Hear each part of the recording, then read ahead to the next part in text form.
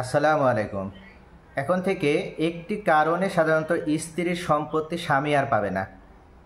কোন সে একটি কারণ যে একটি কারণে স্ত্রীর সম্পত্তি স্বামী পায় না, আজকের এই ভিডিওতে আমি সে সম্পর্কে বিস্তারিতভাবে আলোচনা করব।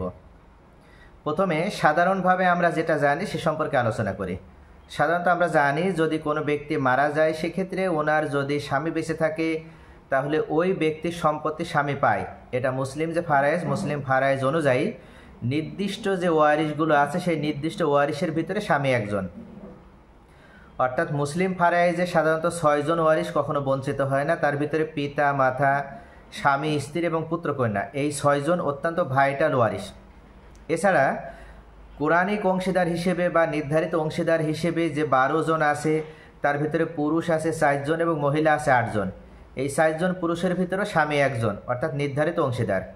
তাহলে কোনো স্ত্রী ব্যক্তি যদি মারা যায় বা মহিলা যদি মারা যায় এবং ওনার স্বামী যদি জীবিত থাকে এবং ওই মহিলার নামের পাশে যদি কোনো সম্পত্তি থাকে তাহলে ওই স্বামী কিন্তু ওনার অংশ পাবে। আর কোরআনিক অংশীদার হিসেবে অংশ পেলেও একটি কারণে কোরআনিক অংশীদার হওয়ার পরেও স্বামী স্ত্রীর সম্পত্তি পায় না। তাহলে কোন জায়গায় স্বামীকে স্ত্রীর সম্পত্তি থেকে বঞ্চিত করা হয়েছে সে সম্পর্কে আজকের ভিডিওর মূল আলোচনার বিষয়। আশা করি আপনারা খুব পরিপূর্ণভাবে বুঝতে পারবেন যদি ভিডিওটি প্রথম থেকে শেষ পর্যন্ত মনোযোগ সহকারে দেখেন। কোরআনিক অংশীদার হিসেবে যখন কোনো মহিলা মারা যায় সেক্ষেত্রে ওই মহিলার নামের পাশে যে সম্পত্তি আছে, যদি ওই মহিলার সন্তান থাকে তাহলে স্বামী যদি বেঁচে থাকে সেক্ষেত্রে স্বামী পাবে 4 ভাগের 1 ভাগ সম্পত্তি। এবং এই সম্পত্তিটা কোরআন থেকে নির্ধারিত করে দেওয়া হয়েছে, এর কোনো ধরনের কম বেশি করার এখতিয়ার কারণ নাই। অর্থাৎ কোনো মহিলা মারা গিয়েছে, ধরে নেই সালেহা নাম করে একজন মহিলা মারা গিয়েছে, এই সালেহার সম্পত্তি আছে 20%। সালেহা চাকরি সূত্রেই হোক বা অন্য কোনোভাবে যেভাবে হোক সালেহা এই সম্পত্তিটির মালিকানা পেয়েছে। এক্ষেত্রে সালেহা যদি সন্তান থাকে, সালেহার মেয়ে হোক ছেলে হোক যে কোনো সন্তান থাকলেই সালেহার সম্পত্তি ওনার স্বামী পাবে 4 ভাগের 1 ভাগ। এর অর্থ দাঁড়ায় স্বামী যদি 4 ভাগের 1 ভাগ পায় তাহলে 5% জমি স্বামী পাবে। আর সালেহা যদি নিঃসন্তান হয়ে থাকে, অর্থাৎ সালেহার যদি কোনো সন্তান না থাকে তাহলে স্বামী পাবে 2 ভাগের 1 ভাগ সম্পত্তি। অর্থাৎ ওই সালেহার নামের পাশে যতটুকু সম্পত্তি আছে সেই সম্পত্তির অর্ধেক সম্পত্তি স্বামী একাই পাবে। এইভাবে সাধারণত কোরআনিক অংশীদার হিসেবে স্বামী স্ত্রীর সম্পত্তি পেয়ে থাকে। এখন স্ত্রী মারা যাচ্ছে এবং স্বামী বেঁচে আছে, এই ক্ষেত্রে স্বামীকে বঞ্চিত করা হচ্ছে তাহলে কোন জায়গায়, সেই বিষয়টি এখন আমি আলোচনা করব। সাধারণত আমরা জানি যে কোরআনিক অংশীদার হিসেবে পূর্বে আমরা দেখলাম যে স্বামীকে স্ত্রীর সম্পত্তি এভাবে বন্টন করা হয়েছে। এমত অবস্থায় ওই যে সালেহা নামে যে ব্যক্তিটি মারা গিয়েছে ওনার যদি আরও ওয়ারিশ থাকে তাহলে অন্য ওয়ারিশদেরকেও সম্পত্তি প্রদান করতে হবে। ধরে নেই সালেহার মেয়ে আছে, তারপরে মা আছে এবং স্বামী আছে। অর্থাৎ সালেহা যখন মারা গিয়েছে সালেহার কোনো পুত্র সন্তান নেই, একটি মেয়ে সন্তান আছে এবং সালেহার মা আছে ও স্বামী বেঁচে আছে। এমত অবস্থায় স্বামী পাবে 4 ভাগের 1 ভাগ সম্পত্তি। অর্থাৎ সালেহার 20% সম্পত্তি 4 ভাগের 1 ভাগ যদি স্বামী পায় তাহলে স্বামী পাচ্ছে 5% সম্পত্তি। কন্যা পাবে 1/2 অংশ, অর্থাৎ 2 ভাগের 1 ভাগ সম্পত্তি। এক্ষেত্রে কন্যা পেল অর্ধেক, অর্থাৎ 20% থেকে কন্যা একাই পেয়েছে 10%। তাহলে কন্যা 10% পেলেও স্বামী পেয়েছে 5%। 10 আর 5 15% জমি বন্টন হয়ে গেছে। এখনও সালেহার মা বেঁচে আছে, তাহলে সালেহার মা পাবে 20% থেকে 6 ভাগের 1 ভাগ সম্পত্তি। তাহলে 20%কে আমরা 6 ভাগ করব। যদি 20%কে 6 ভাগ করি তাহলে 3 আসছে, অর্থাৎ 3 6 18, আরও 2% থাকছে, 2কে আবার 6 দিয়ে যদি ভাগ করা হয় সেখানে আবার 3 18, অর্থাৎ 6.33% জমি মা পাচ্ছে। এই 3.33% জমি মা পাচ্ছে। এক্ষেত্রে স্বামী পেয়েছে 5%, কন্যা পাচ্ছে 10% এবং মা পাচ্ছে 3.33%। তাহলে 10 5 15 আর 3.33 যদি আমরা যোগ করি তাহলে আসছে 18.33% জমি। এখনও 1.67% জমি অবশিষ্ট থাকছে।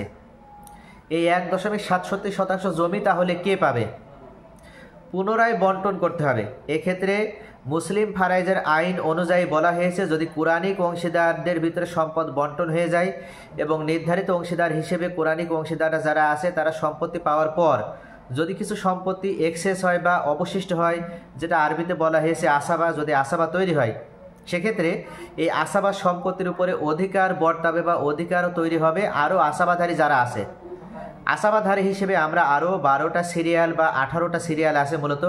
যদি ভেঙে ভেঙে বিশ্লেষণ করা হয় তাহলে 18টা সিরিয়াল হয়, আর যদি একসাথে বিশ্লেষণ হয় তাহলে 12টা সিরিয়াল থাকে আসাবাধারীর। এই আসাবাধারী হিসেবে যদি কাউকে না পাওয়া যায় তাহলে এই 1.67% জমি পুনরায় আবার ওই কোরআনিক অংশীদার হিসেবে যারা আছে তাদের ভিতরে বন্টন করতে হবে। এমত অবস্থায় এই 1.67% জমি আমরা আবার যখন পুনরায় কোরআনিক অংশীদার বা নির্ধারিত অংশীদার হিসেবে যারা ছিল, যেমন স্বামী ছিল, কন্যা ছিল এবং মাতা ছিল, এই তিনজনের ভিতরে আবার বন্টন হবে। কিন্তু পুনরায় বন্টনের সময় এটাকে বলা হয় রদনীতি, অর্থাৎ পুনরায় বন্টনের যে নিয়মটা, এই নিয়মটাকে রদনীতি বলা হয় বা পুনরায় বন্টনের নিয়ম বলা হয়। এই পুনরায় বন্টনের সময় স্বামীকে বঞ্চিত করা হয়েছে। এটা সম্পূর্ণ কোরআনিকভাবে নির্দিষ্ট করে দেওয়া হয়েছে যে স্বামী স্ত্রীর সম্পত্তি একবারই পাবে, দ্বিতীয়বার যখন পুনরায় বন্টন হবে ওই পুনরায় বন্টনের সময় স্বামী কোনোভাবেই স্ত্রীর সম্পত্তি পাবে না। তাহলে এখানে স্বামী ছিল, স্ত্রী কন্যা ছিল এবং মাতা ছিল, তাহলে স্বামীকে বঞ্চিত করে ওই 1.67% জমি মা এবং কন্যা পাবে। এখানে মা এবং কন্যার ভিতরে সমানভাবে ভাগ করে দেওয়া হবে না, এখানে ভাগ করে দিতে হবে। মা পেয়েছে যেহেতু 3.33% জমি, তাহলে আনুপাতিক হারে মায়ের ভাগে যতটুকু পড়ে সেইভাবে মা পাবে। আর কন্যা পেয়েছে 10% জমি, তাহলে আনুপাতিক হারে কন্যার ভাগে যতটুকু পড়ে সেই আলোকে কন্যা 10-এর অনুযায়ী যতটুকু হয় সেটা পাবে।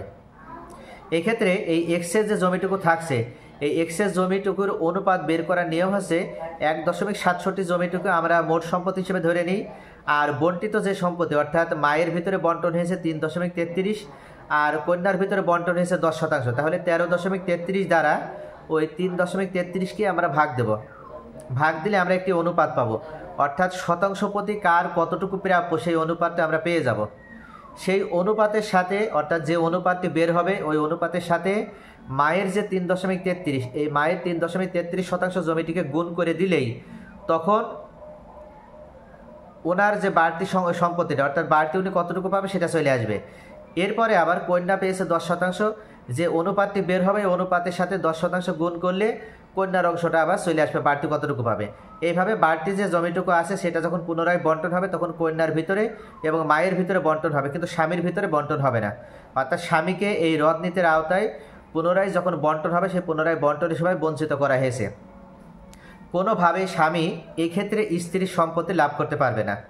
অর্থাৎ কোরআনিক দৃষ্টিকোণ থেকে বা কোরআনের অনুযায়ী কোরআনিক আলোকে যে ফারাইজটা বন্টন করে দেওয়া হয়েছে, এই ফারাইজের কোনো পরিমাণ এক বিন্দু পরিমাণও আমাদের দেশের সংবিধান অনুযায়ী কোনো ধরনের কাটছাট করা হয়নি বা বাদ দেওয়া হয়নি, আবার নতুন করে সংযোজন করা হয়নি। এই ক্ষেত্রে কোরআনিক ভাষায় বা মুসলিম ফারাইজের যে নীতি আছে বা যে ল আছে সেই লয়ের ভাষায় পুনরায় বন্টনের সময় কোনোভাবেই স্ত্রীর সম্পত্তি স্বামী এই একটি জায়গায় পায় না। তাছাড়া মৌলিক হিসেবে সাধারণত স্বামী অবশ্যই স্ত্রীর সম্পত্তি পাবে। যদি স্ত্রীর সন্তান থাকে তাহলে স্বামী পাবে 4/1 আর যদি স্ত্রীর সন্তান না থাকে তাহলে স্বামী পাবে 2/1 সম্পত্তি। এভাবে স্বামীকে দেওয়া হয়েছে, আর রদ নীতির সময় স্বামীকে বঞ্চিত করা হয়েছে। আশা করি ভিউয়ার্স আজকের ভিডিওর মূল যে টপিক ছিল সেই টপিকটা আপনারা বুঝতে পেরেছেন। এক্ষেত্রে যদি আপনারা বুঝতে না পারেন তাহলে কমেন্টস আকারে জানাতে পারেন, আমি আপনাদের উত্তর দেওয়ার চেষ্টা করব।